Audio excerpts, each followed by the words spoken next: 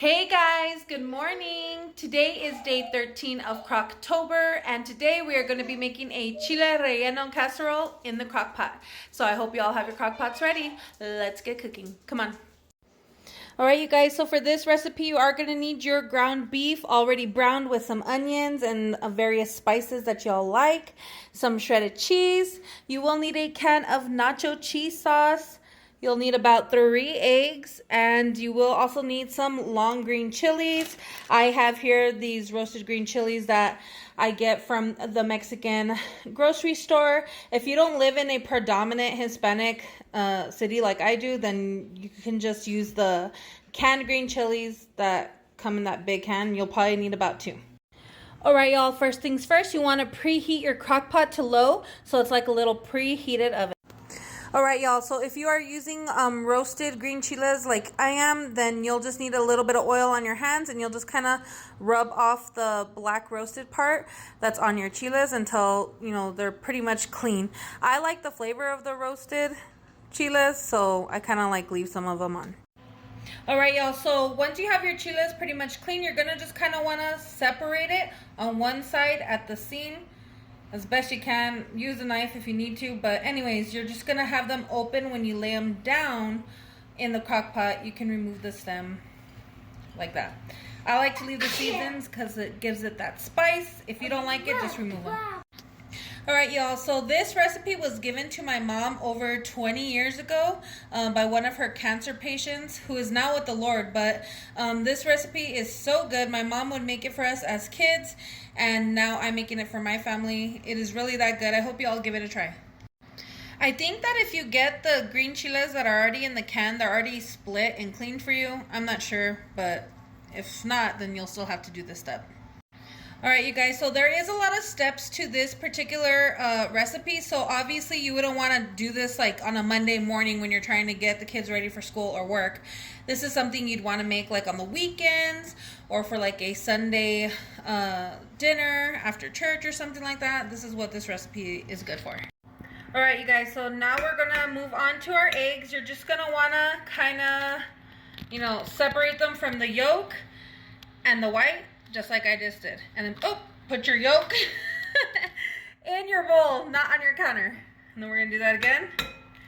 Just separate it. I like this method. It just goes through your phalanges. And yeah, last time, just gonna go like that. You see that? See how smooth that is? And then you don't get no shell or anything like that. Alright, so now we are just going to want to blend our egg whites till they are nice and fluffy.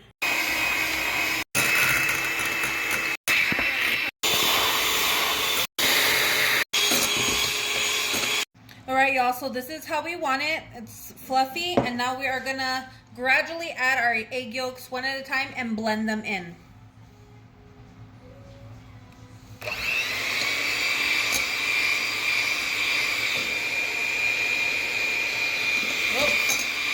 Sometimes that happens. Alright, you should have something that's nice and creamy and thick like this. Alright you all, so now we are going to get layering this Chile Relleno casserole. There is a little bit of steps, so just pay close attention. Alright, so to our preheated little crock pot here, you're going to want to spray it or put oil in it like I did on the bottom to help things not stick. I'm going to get my green chili and we are going to lay them flat like this. Like a little lasagna casserole, okay? You're just gonna lay them flat.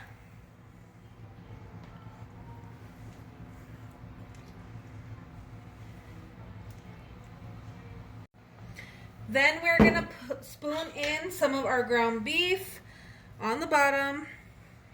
Just grab and pour it in.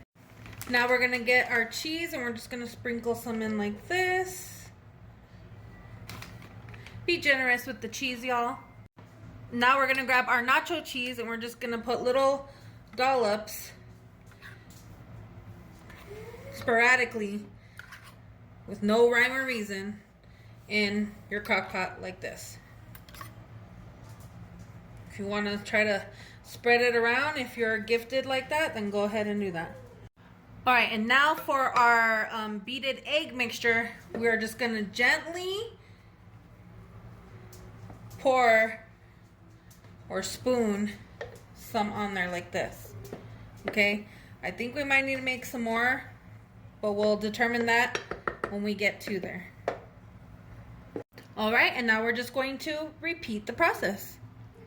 Start with layering our chiles down again on top.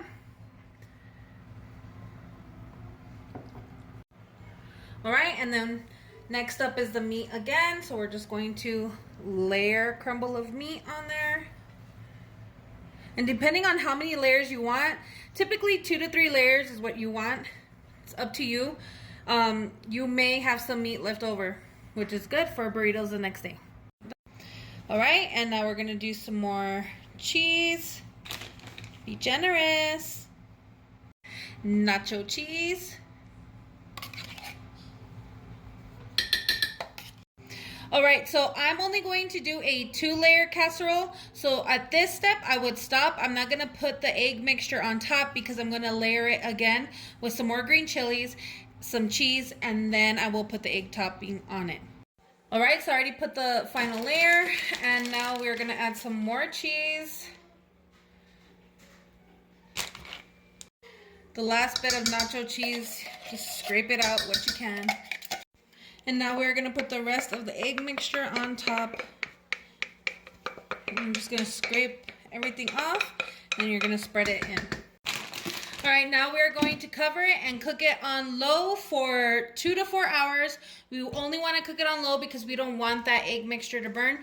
So you are gonna wanna keep an eye on it here and there. If you're a working person and you're not gonna be able to keep an eye on it, then really you wanna do this when you get back home from work or whatever, or have somebody watch over it. But 2 to 4 hours and you're good to go.